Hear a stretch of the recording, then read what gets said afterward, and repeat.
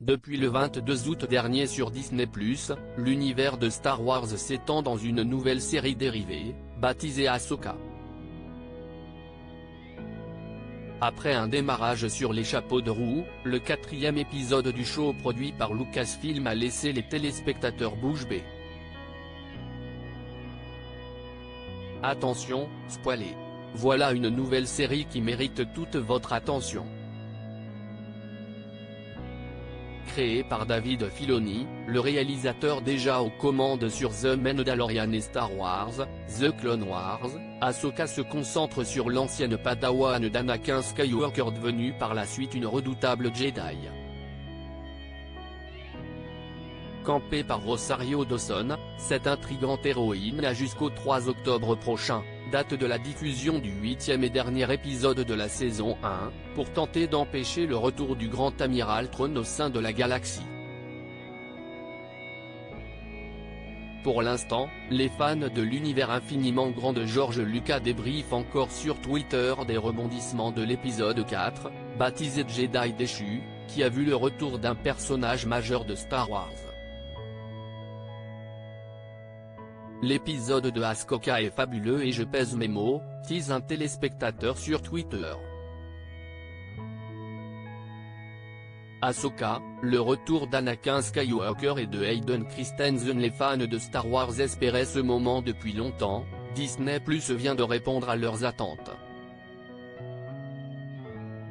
L'épisode Jedi déchu a permis d'organiser les premières retrouvailles entre Ahsoka et une version jeune d'Anakin Skywalker, alias Dark Vador, joué par Hayden Christensen dans les 2e et 3e opus de la prélogie de Star Wars, l'attaque des clones et la revanche des Sith.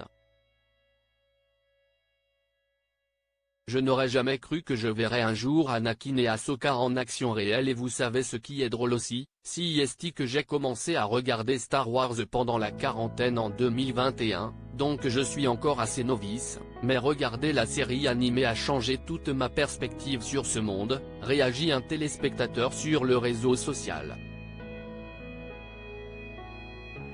Ahsoka, Anakin est-il encore vivant ? Il s'agit de la 2e apparition de l'acteur canadien dans une série Disney+ après Obi-Wan Kenobi en 2022. Lorsqu'elle retrouve son ancien maître, dans le monde entre les mondes, Ahsoka le reconnaît tout de suite. Anakin, l'appelle-t-elle alors, ce à quoi le seigneur Sith lui répond Sni. Un échange qui a immédiatement mis les fans en émoi. Voir Anakin sourire à Ahsoka, et Ahsoka rayonnant de bonheur à la fin de l'épisode m'a fait verser des larmes, témoigne une autre internaute. Quelle victoire, ajoute un autre.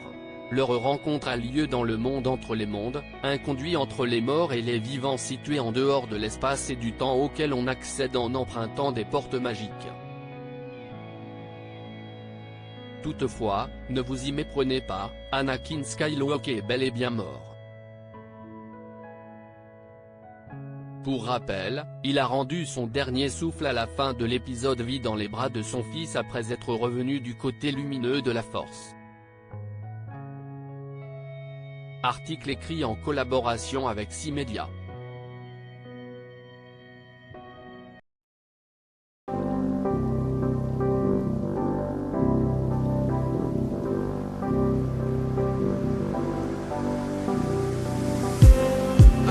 Just